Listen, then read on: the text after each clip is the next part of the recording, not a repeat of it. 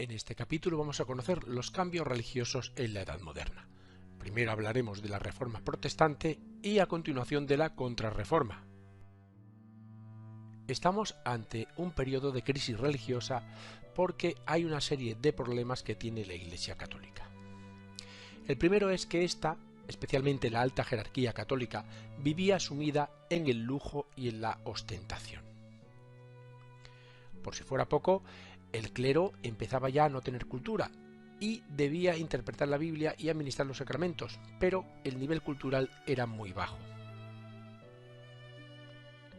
En definitiva, que poco a poco se fueron relajando las costumbres de la Iglesia y ya no eran un ejemplo para el pueblo. E incluso se dieron casos habituales de la compraventa de cargos eclesiásticos. ¿Qué significa esto? Que se ordenaban los sacerdotes no por vocación, sino para obtener beneficios económicos. Y además había una venta de bulas e indulgencias, es decir, que estas bulas enriquecían a la Iglesia con la excusa de perdonar los pecados y facilitar el acceso al paraíso de quienes pecaban. Es decir, quien pecaba compraba estas bulas, que eran unos papeles, y se les perdonaban todos sus pecados. En definitiva, toda esta serie de problemas hizo que la Iglesia Católica ya no estaba tan bien vista como antes. Una vez hemos visto todos estos problemas coyunturales de la Iglesia Católica, vamos a hablar de la primera parte, la Reforma Protestante, que fue ni más ni menos que una reacción a toda esta serie de lujos y ostentaciones que tenía la Iglesia Católica. Y los vamos a ver en estos 7 puntos que tenemos aquí a la derecha.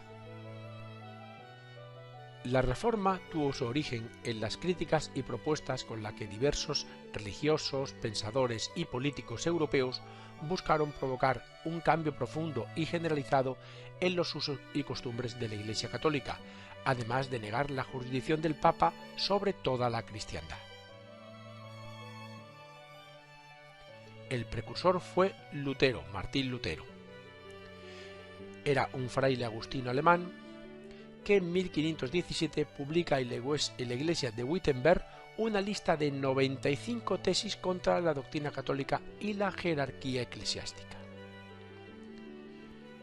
Lutero comenzó e impulsó la reforma religiosa en Alemania, y en cuyas enseñanzas se inspiró la reforma protestante y la doctrina teológica y cultural denominada luteranismo. ¿Y qué hizo? Pues exhortar a que la Iglesia cristiana regresara a las enseñanzas originales de la Biblia, porque las había abandonado totalmente. Sus tesis se pueden resumir en las siguientes.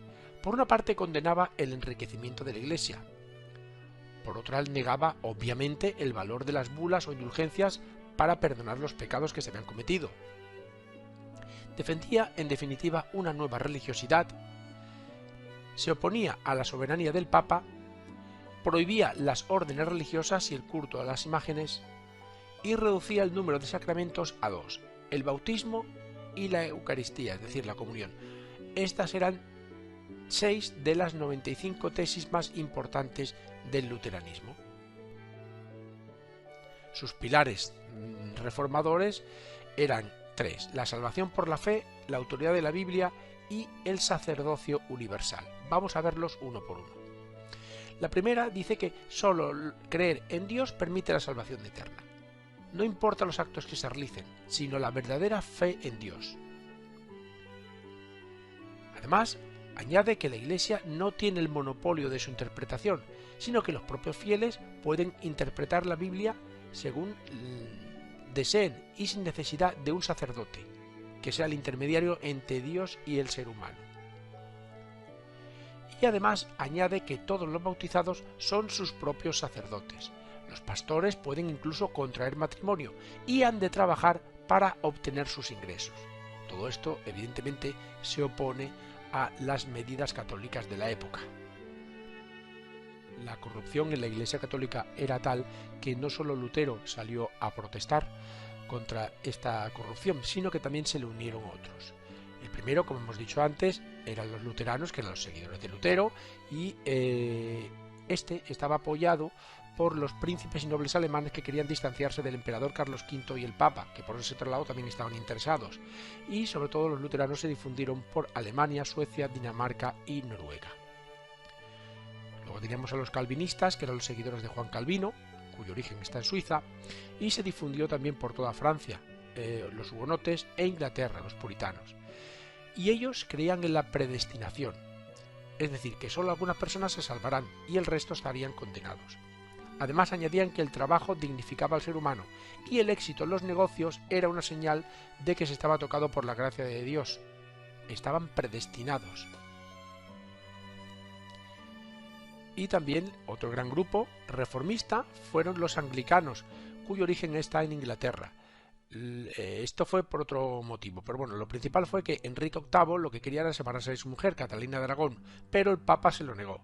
Así que cogió una pataleta, por así decirlo, y se proclamó en 1534 realizó lo que es el Acta de Supremacía, en la que el mismo Enrique VIII se separaba de Roma y se erigía el mismo en la cabeza visible de la Iglesia. La jerarquía eclesiástica entonces quedó al servicio de la corona británica. Este tercer caso, más que por corrupción, fue por una pataleta que cogió Enrique VIII, que se quería divorciar, y el Papa evidentemente se lo negó. Las bases comunes de todas formas de todos estos movimientos protestantes son las siguientes. Por una parte, dicen que la lectura e interpretación de la Biblia es individual, no tiene por qué ser hecha por un sacerdote. Y otra, que es fundamental, es el rechazo a la autoridad del Papa. Vamos, que con estas dos premisas se cargan, dijéramos, las bases de la Iglesia Católica.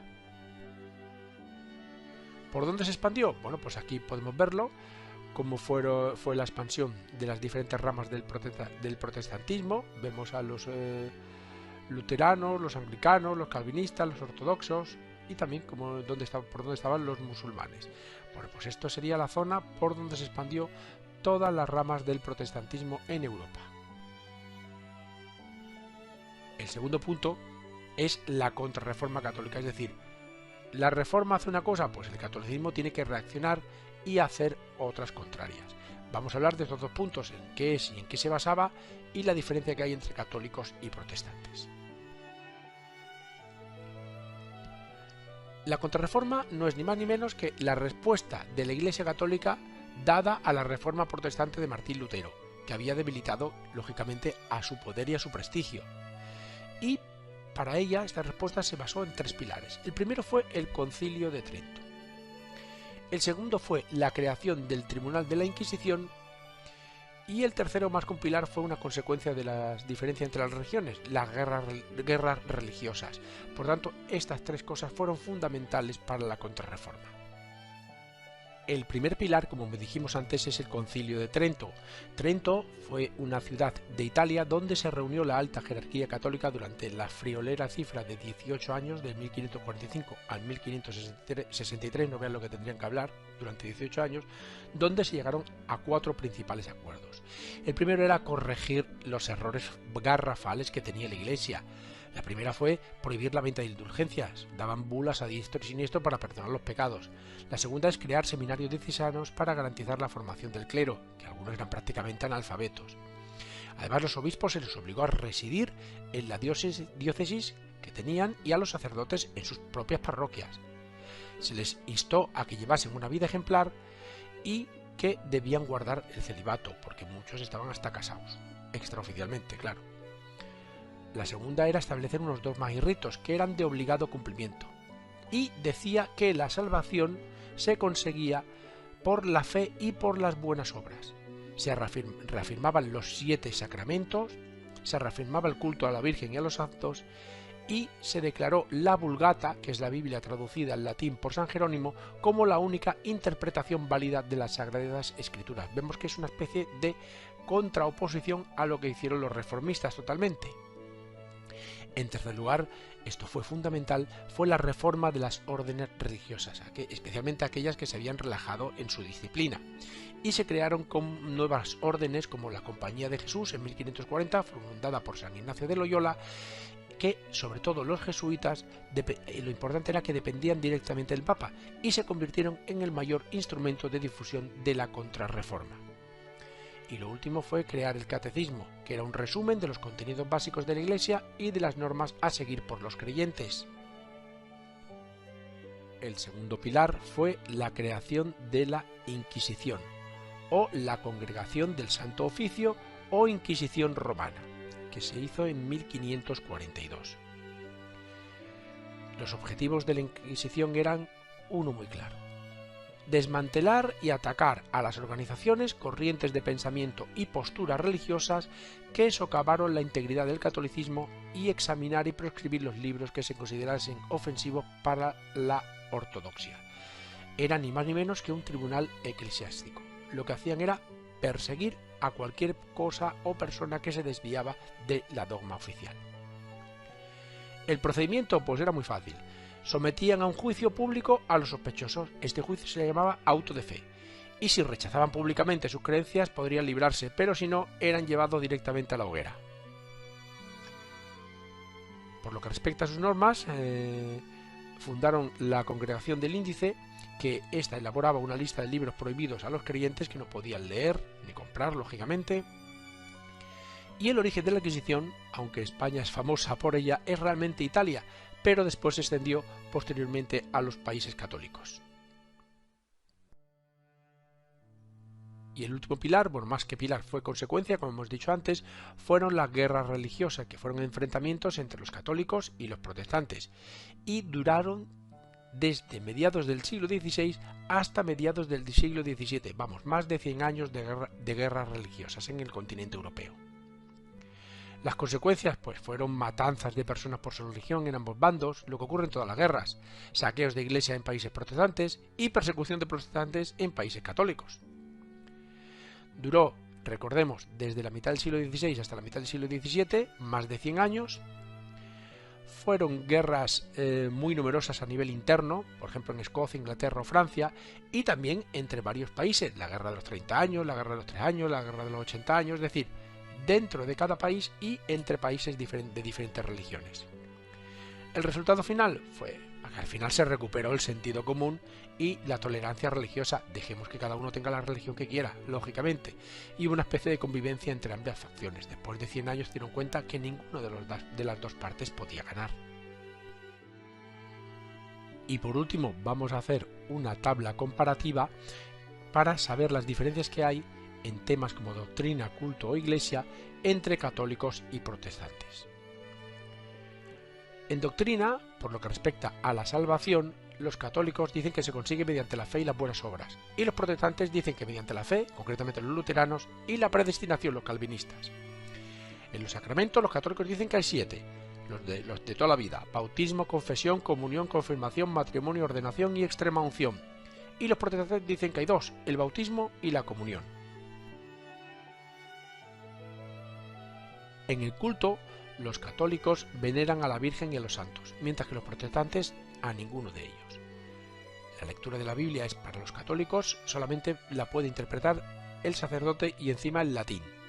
Los protestantes pueden hacerlo ellos mismos y hacer incluso los cantos.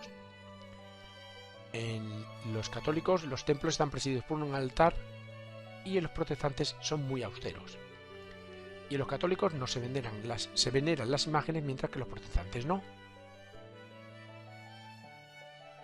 Y por lo que respecta a la Iglesia, los católicos obedecen al Papa, los protestantes no. Y los católicos tienen una jerarquía eclesiástica compuesta por obispos y sacerdotes, mientras que los protestantes no.